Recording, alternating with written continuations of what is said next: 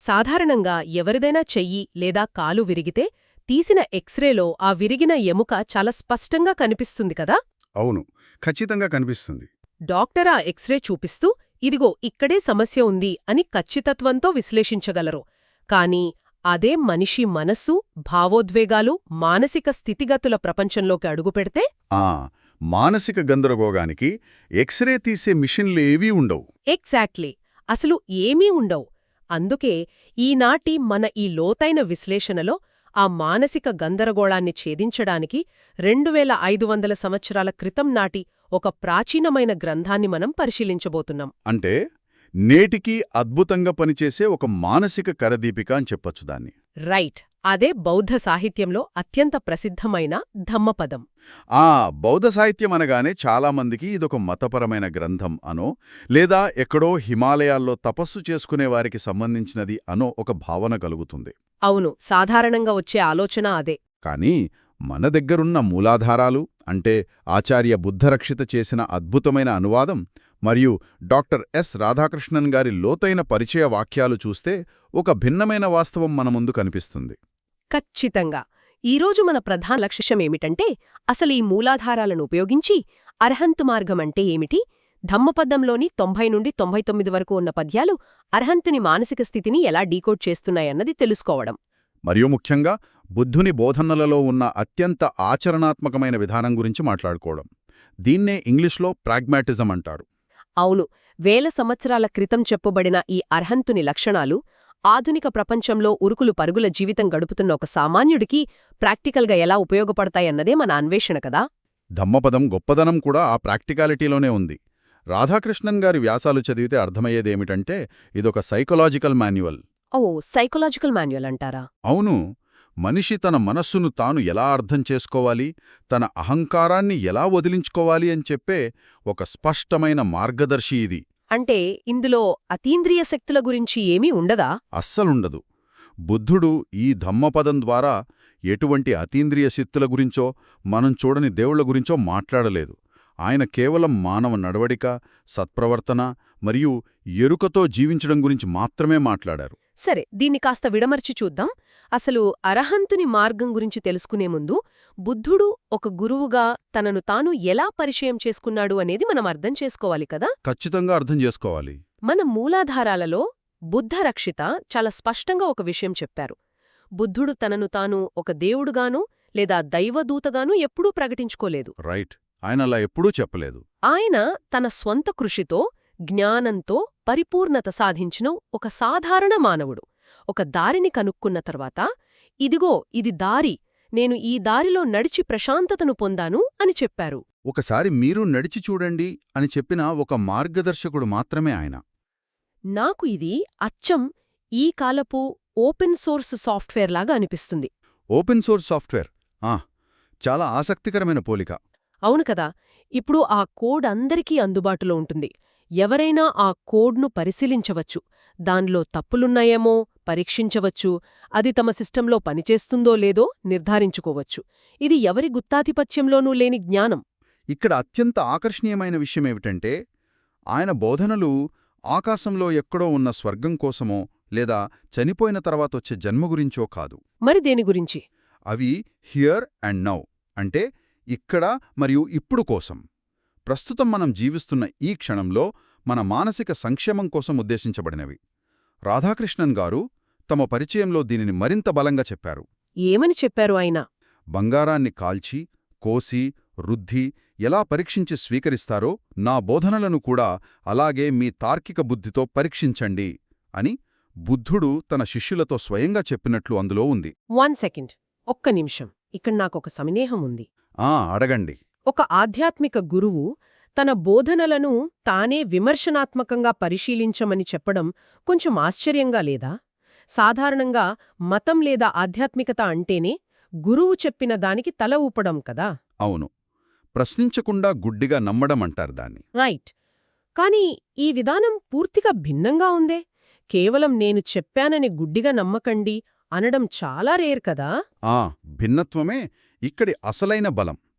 బుద్ధుడు కోరుకున్నది కేవలం ఫాలోవర్స్ను కాదు, స్వతంత్రంగా ఆలోచించే వ్యక్తులను, దీన్నే మనం ఇంగ్లీష్లో ప్రాగ్మెటిజం అంటాం.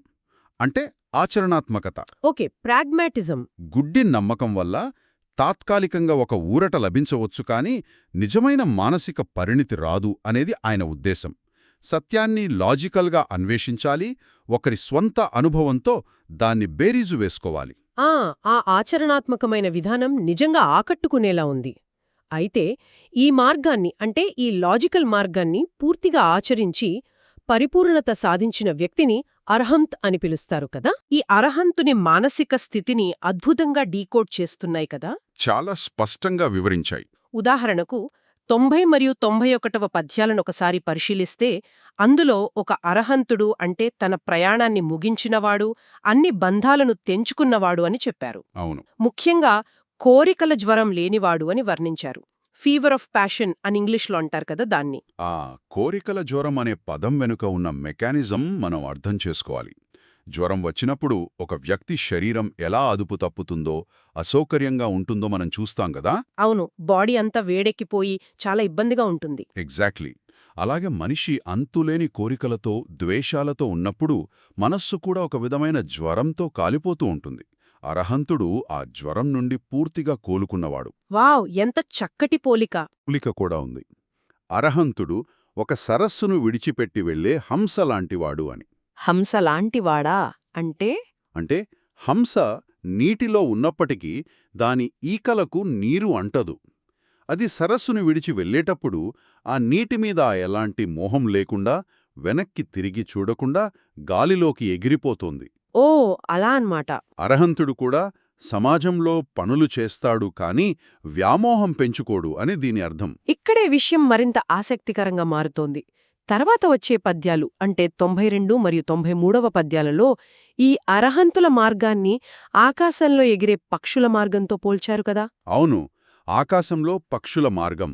ఆకాశంలో ఒక పక్షి ఎగిరి వెళ్ళినప్పుడు అది వెళ్లిన దారికి ఎలాంటి ఆనవాళ్లు ఉండవు. ఆ పక్షి ఎటు వెళ్ళిందో మనం కనిపెట్టలేము. నిజమే, ట్రాక్ ఆఫ్ బర్డ్స్ అనేది ఉండదు. ఇప్పుడు దీన్ని మోడర్న్ టర్మ్స్లో జీరో డిజిటల్ ఫుట్ ప్రింట్తో పోల్చవచ్చు. కానీ నాకు పెద్ద సందేహం. చెప్పండి. ఒక సామాజిక జీవిగా ఉంటూ, కుటుంబంలో ఉంటూ, ఎలాంటి ఆనవాళ్లు వదలకుండా బ్రతకడమంటే పనుల నుండి, బాధ్యతల నుండి పారిపోవడమే కదా. ఇదొక రకమైన ఎస్కేపిజం లాగా అనిపించడం లేదా? ఇదొక ముఖ్యమైన ప్రశ్నను లేవనెత్తుతుంది. పైకి చూస్తే అలా అనిపించవచ్చు. కాని ఇక్కడ ధమ్మపదం చెబుతున్న ఆనవాళ్లు భౌతికమైన పనులు కావు. భౌతికమైనవి కాకపోతే మరి అండి? డాక్టర్ రాధాకృష్ణన్ గారి విశ్లేషణనిక్కడ అన్వయిస్తే ఇవి కర్మముద్రలకు సంబంధించినవి. మనం కర్మ యొక్క మెకానిజం అర్థం చేసుకోవాలి. ఓకే, కర్మముద్రలు. ఒక సాధారణ వ్యక్తి ఏదైనా పని చేసినప్పుడు అందులో నేను సాధించాను, లేదా ఇది నా వల్ల జరిగింది అనే అహంకారం ఉంటుంది, లేదా ఆ పని ఫలితం పట్ల తీవ్రమైన ఆసక్తి ఉంటుంది. అవును, ప్రతి పనికి ఒక ఎక్స్పెక్టేషన్ అనేది ఉంటుంది కదా. ఆ అహంకారం, ఆ అంచనాలే మనస్సుపై ఒక ముద్రను లేదా ఒక ట్రాక్ను సృష్టిస్తాయి. దాన్ని మనం కర్మ అంటాం. అంటే ఆ పనుల వెనుక ఉన్న ఉద్దేశమే ఆ ఆనవాళ్లను సృష్టిస్తుందంటారా? ఖచ్చితంగా. కాని ఒక అర్హంతుడు పనులు చేస్తాడు, ఇతరులకు సహాయం చేస్తాడు, తన విధులను నిర్వర్తిస్తాడు. కాని ఆ పనులకు మానసికంగా అతుక్కోడు.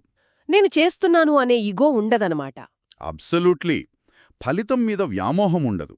కేవలం ఎరుకతో ఒక సాక్షిలాగా ఆ పనులను గమనిస్తూ చేస్తాడు.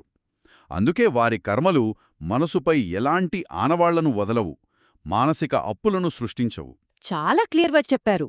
ఇదే 92వ పద్యంలో వారు దేనినీ కూడబెట్టరు మరియు శూన్యాన్ని లక్ష్యంగా చేసుకుంటారు అనడానికి అసలు అర్థం. ఇక్కడ శూన్యమంటే ఏమీ లేకపోవడం కాదు కదా. కాదు, ఎటువంటి షరతులూ లేని పూర్తి స్వేచ్ఛ. అంటే మానసికంగా ఎటువంటి భారాన్ని మోయకపోవడం. ఆ కర్మముద్రల వివరణ ఈ పక్షుల రూపకానికి అసలైన అర్థాన్నిచ్చింది. ఇక 94 మరియు 95వ పద్యాల దగ్గరికి వస్తే ఇక్కడ మరిన్ని లోతైన ఉదాహరణలున్నాయి. అవును, ఇంద్రియ నియంత్రణ గురించి చెప్తాయవి. రథసారథి చేత బాగా శిక్షణ పొందిన గుర్రాల వలె అర్హంతుని ఇంద్రియ నియంత్రణ ఉంటుందని చెప్పారు. అలాగే వారి మనస్సు భూమి వలె దేనిపైనా కోపం లేకుండా, బురద లేని స్వచ్ఛమైన కొలనువలే ప్రశాంతంగా ఉంటుందని చెప్పారు. అవును, మడ్ ఫ్రీ పూల్లాగా అంటారు. కానీ ప్రాక్టికల్గా ఆలోచిస్తే ఎవరైనా మనల్ని అకారణంగా దూషించినప్పుడు భూమిలాగా భరించడం ఒక సాధారణ మనిషికి ఎలా సాధ్యం? ఇది కేవలం పుస్తకాలకే పరిమితమైన ఫ్యాంటసీలాగా లేదా? అక్కడే డాక్టర్ రాధాకృష్ణన్ గారి వ్యాఖ్యలు మనకు మార్గనిర్దేశం చేస్తాయి. ఆ బురద అనేది భౌతికమైనది కాదు. అది మనలోని అజ్ఞానానికి మరియు గర్వానికి ప్రతిరూపం. గర్వానికి ప్రతిరూపం అంటే ప్రైడ్ అనమాట. కొంచెం లోతుగా ఆలోచిస్తే ఎవరైనా అవమానించినప్పుడు ఒక మనిషికి బాధ కలిగించేది ఆ వ్యక్తుల మాటలు కాదు, తనలో ఉన్న నేను లేదా నా ఇమేజ్ అనే అహంకారం దెబ్బతినడం వల్లే ఆ బాధ కలుగుతుంది కదా. అవును, నా ఇమేజ్ డ్యామేజ్ అయింది అని ఫీల్ అవుతాం. ఎప్పుడైతే ఒక వ్యక్తి తన ఆలోచనల ద్వారా ఆ అహంకారమనే బురదను తొలగించుకుంటాడో అప్పుడు మనస్సు స్వచ్ఛమైన కొలనులా మారుతుంది. వండర్ఫుల్. అప్పుడు పొగడ్తకైనా అవమానానికైనా ఒకేలా స్పందించే భూమిలాంటి సహనం సహజంగానే వస్తుంది. ఎందుకంటే అక్కడ దెబ్బతినడానికి ఈగో అనేదే లేదు కాబట్టి. అద్భుతం. దీని మరో కోణంలో చూస్తే అహంకారం లేకపోవడమే అసలైన బలమన్నమాట. ఖచ్చితంగా. ఇక 96 మరియు 97వ పద్యాలు ఈ అధ్యాయానికి ఒక ముగింపునిస్తాయి. ఒక అరహంతుని ఆలోచన, మాట, పని అత్యంత ప్రశాంతంగా ఉంటాయని, వారు గ్రుడ్డి నమ్మకాలు లేనివారని అందులో వివరించారు. అవును, ప్రశాంతమైన ఆలోచన, మాట, పని. అలాగే అరహంతుడు సృష్టించబడని దానిని తెలుసుకున్నవాడు అని ఒక పదం వాడారు. అన్క్రియేట్ లేదా నిబ్బానా అంటారు కదా. అసలీ సృష్టించబడనిది అంటే ఏమిటి? వినడానికి చాలా బాగుంది, కానీ కాస్త గందరగోళంగా ఉంది. ఇది బౌద్ధ తత్వశాస్త్రంలో చాలా కీలకమైన కాన్సెప్ట్. సాధారణంగా మన చుట్టూ ఉన్న ప్రతిదీ మన ఆలోచనలతో సహా ఏదో ఒక కారణం వల్ల సృష్టించబడినవే. అవును, అన్నీ కండిషన్డ్గానే ఉంటాయి కదా. రైట్. దీనినే కారణకార్య సంబంధం అంటారు. Cause and effect. మన కోరిక వల్ల కోపం సృష్టించబడుతుంది, వ్యామోహం వల్ల దుఃఖం సృష్టించబడుతుంది. ఇలా ఒకదానికొకటి లింక్ అయి ఉంటాయి. అంటే ఒక చైన్ రియాక్షన్ లాగా అనమాట. కరెక్ట్. ఒక వ్యక్తి ఈ కారణాల గొలుసును పూర్తిగా తెంచేసినప్పుడు, అంటే అతని కోరికలు, ద్వేషాలు పూర్తిగా నశించినప్పుడు, మిగిలే ఆ సహజమైన స్వచ్ఛమైన స్థితినే అన్క్రియేట్ లేదా నిర్వాణం అంటారు. ఓ, అలా అంటారా? అది ఎవరూ సృష్టించలేనిది, ఎప్పుడూ మనలోనే ఉండే అంతిమ ప్రశాంతత. కాబట్టి వీటన్నింటి అర్థమేమిటి? ఆకాశంలో పక్షులు, బురదలేని కొలనులు, అన్క్రియేట్, ఈ మొత్తం 90 నుండి 99 పద్యాల సారాంశం చూస్తుంటే ఒక మనిషి సాధించగల అత్యున్నత మానసిక స్థితిని మనమొక డాక్యుమెంటరీ చూస్తున్నట్లుగా ఉంది. నిజమే, చాలా ఆదర్శవంతమైన స్థితి అది. కాని రోజూ ఉదయాన్నే లేచి ఆఫీస్కు వెళ్లి డెడ్లైన్స్తో పోరాడే ఒక సామాన్యుడు తన రోజువారీ జీవితంలో ఈ అరహంత్ మార్గానికి ఎలా కట్టుబడి ఉండాలి? దీని ప్రాక్టికల్ అప్లికేషన్ ఏంటి? రోజువారీ జీవితంలో దీన్ని అన్వయించుకోవడం చాలా ముఖ్యం. దీనికోసం నేనొక ఆధునిక ఉదాహరణ తీసుకోవాలనుకుంటున్నాను. దీనిని ఎమోషనల్ బడ్జెటింగ్ అనొచ్చా? ఎమోషనల్ బడ్జెటింగ్ వినడానికి కొత్తగా ఉందే. అంటే ఒక వ్యక్తి తన కష్టార్జితమైన డబ్బును పనికిరాని వస్తువులకు ఎలాగైతే గుడ్డిగా ఖర్చు చేయుడో, అలాగే తన దగ్గరున్న మానసిక శక్తిని కూడా ఆదా చేసుకోవాలి. రైట్, చాలా కరెక్ట్. ఆఫీస్కు వెళ్లేటప్పుడు ట్రాఫిక్ జామ్లో ఎవరైనా కారును ఓవర్టేక్ చేసి కట్ చేసినా, లేదా ఎవరైనా కోపం తెప్పించే మాట అన్నా, నా ఎమోషనల్ బడ్జెట్లో ఈ చిన్న విషయానికి ఖర్చు పెట్టేంత కోపం నా దగ్గర లేదు అని అనుకోవడమే కదా ఈ అర్హంత్ మార్గం. ఎమోషనల్ బడ్జెటింగ్ అనే కాన్సెప్ట్కి ఈ ధమ్మపద సూత్రాలను జోడిస్తే అది మరింత శక్తివంతంగా మారుతుంది. దీన్ని మనం మరింత విస్తృత కోణంలో చూస్తే ఆ బడ్జెట్ని ఆదా చేయడమే కాదు, మన రోజువారీ జీవితంలో మైక్రో ట్రాన్సాక్షన్స్ ద్వారా జరిగే మానసిక నష్టాన్ని నివారించడం కూడా నేర్పుతుంది ఈ మార్గం. మైక్రో ట్రాన్సాక్షన్స్ అంటే ఈ చిన్న చిన్న చిరాకులే కదా? అవును. మనం రోజంతా చిన్న చిన్న అసహనాలు, అకారణ చిరాకుల ద్వారా మన మానసిక శక్తిని అప్పులపాలు చేసుకుంటాం. దీనికి పరిష్కారం ధమ్మపదంలోని ఇతర పద్యాలలో స్పష్టంగా దొరుకుతుంది. ఎక్కడ దొరుకుతుంది? పద్యం 231 నుండి 233 వరకు చూస్తే శరీరంతో, మాటతో, మనస్సుతో చేసే తప్పులను విడిచిపెట్టి నియంత్రణ కలిగి ఉండాలి అని బోధిస్తాయి. మనం పద్యం 96లో చర్చించుకున్న ప్రశాంత ఆలోచన, ప్రశాంత మాట, ప్రశాంత చర్యను సాధన చేయడమంటే ఇదే. కాని ఇక్కడొక చిక్కుంది. పద్యం 223లో కోపాన్ని శాంతంతో జయించాలి, చెడును మంచి ద్వారా జయించాలి అని ఒక అద్భుతమైన సూత్రముంది. అవును, కోపం లేకపోవడమే దానికి విరుగుడు. కానీ ఎదుటివాడు మన మీద అరుస్తున్నప్పుడు మనం శాంతంగా ఉంటే వాళ్ళు మనని బలహీనులనుకోరా? ఈ రోజుల్లో అలా శాంతంగా ఉంటే ఎవరైనా తొక్కేసి వెళ్ళిపోతారు కదా. పైకి అలా అనిపిస్తుంది కాని కోపానికి కోపంతో బదులివ్వకపోవడం అనేది బలహీనత కాదు, అది అత్యున్నతమైన మానసిక బలం. ఇక్కడే బుద్ధుడు చెప్పిన మైండ్ఫుల్నెస్ అనే ఆయుధం పనిచేస్తుంది.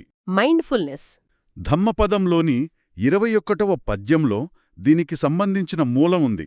మైండ్ఫుల్నెస్కి అసలైన తెలుగు పదం ఎరుక. ఈ ఎరుక అంటే అవేర్నెస్ అన్నమాట. ఎరుక అంటే ఒక సంఘటన జరిగినప్పుడు దానికి రియాక్ట్ అవ్వడానికి, ఆలోచించి రెస్పాండ్ అవ్వడానికి మధ్య ఉన్న చిన్న గ్యాప్ని గమనించటం. ఒక ఎగ్జాంపుల్ చెప్తారా? ఉదాహరణకు, ఎవరో కోపం తెప్పించినప్పుడు మనకు కోపం రావడం సహజం. కాని ఆ క్షణంలో నాకు కోపం వస్తోంది అని గుర్తించి ఆ కోపంతో సంబంధం లేకుండా ఒక అడుగు వెనక్కి ఏసి ప్రశాంతంగా పరిస్థితిని సమీక్షించగలిగే ఆ క్షణమే ఎరుక. అద్భుతం. అక్కడ ఇద్దరు ఓడిపోయే కోపమనే ట్రాప్లో పడకుండా శాంతంతో బదులిచ్చి మన శక్తిని సేవ్ చేసుకుంటాం. ఇదొక వ్యూహాత్మకమైన మానసిక క్రీడ. అంటే గ్రుడ్డిగా ప్రతిదానికి రియాక్ట్ అవ్వకుండా మన ఎమోషన్స్ని లాజికల్గా ఫిల్టర్ చేయడమన్నమాట. ఎగ్జాక్ట్లీ. పద్యం 97లో చెప్పిన గ్రుడ్డి నమ్మకాలు లేకపోవడమంటే కూడా ఇదేనేమో. వాట్సాప్లో వచ్చే ఫేక్ న్యూస్ని నమ్మకపోవడం దగ్గర నుండి నేను ఎప్పటికీ మారలేను, నా కోపమింతే అని మనపై మనకున్న గ్రుడ్డి నమ్మకాలను వదిలివేయడం వరకు ఇది వర్తిస్తుంది కదా. ఖచ్చితంగా వర్తిస్తుంది. మన నిర్ణయాలలో తార్కికతను పెంచుకోవడం ద్వారా ప్రతి ఒక్కరూ ఈ అర్హంత్ మార్గంలో నడవవచ్చు అనిపిస్తోంది. అవును.